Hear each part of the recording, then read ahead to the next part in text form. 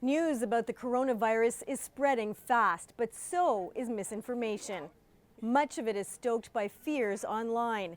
In one case, a CBC story from last summer was used to spread false information about the origins of the coronavirus.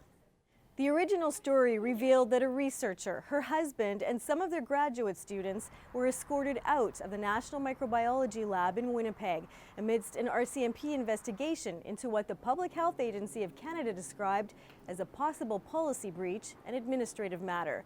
That part is true. Here's how the story was twisted into a conspiracy theory about the coronavirus. American businessman Kyle Bass tweeted that a husband and wife Chinese spy team were recently removed from a level 4 infectious disease facility in Canada for sending pathogens to the Wuhan facility. That story has gone viral. Some versions of it claim the Chinese government weaponized the virus and released it on innocent people. One article from a conspiracy blog was shared more than 6,000 times on Facebook.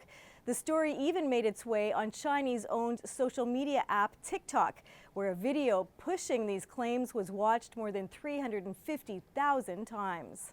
CBC reporting has never claimed the two scientists were spies or that they brought any version of the coronavirus to the lab in Wuhan.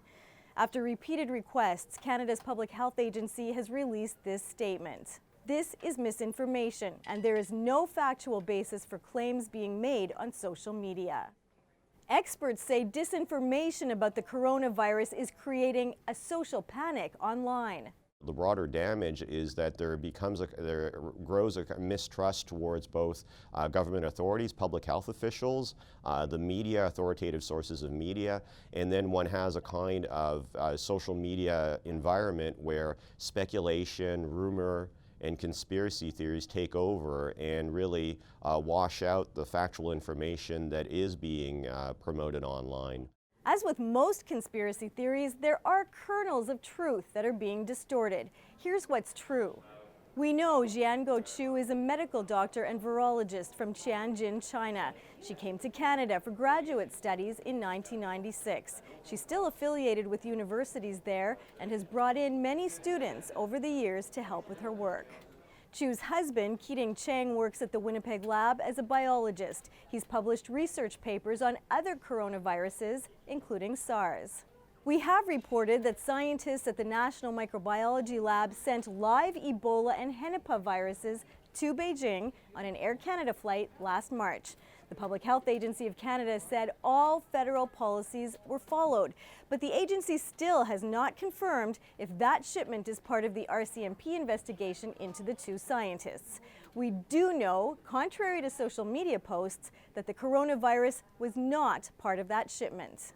In another story, we reported that Chu made at least 5 trips to China in 2017 to 18. That included one to train scientists and technicians at China's newly certified Level 4 lab. It's in Wuhan and does research with the most deadly pathogens. Again, Canada's Public Health Agency has denied any connection between the RCMP investigation, Chu's visits to Wuhan, or any Canadian research with this coronavirus outbreak. But it won't answer questions on the current status of Chu and Chang, citing privacy reasons. The Canadian government still has to release a lot of information, but it is in no way related to the disinformation we're seeing about bioweapons and spies. This expert says governments and public health authorities need to do a better job of communicating facts at times like this, on social media and in the languages of the communities impacted. It's incredibly challenging during fast-moving outbreaks of any type of disease to balance between information to keep the public safe and prevent something becoming a massive epidemic, and also trying to provide truthful information and then finally providing enough so that you don't end up with a vacuum, which is where disinformation can flourish. This is becoming an increasingly important part of the public health communication strategy because this won't be the last time we face disinformation during a potential epidemic.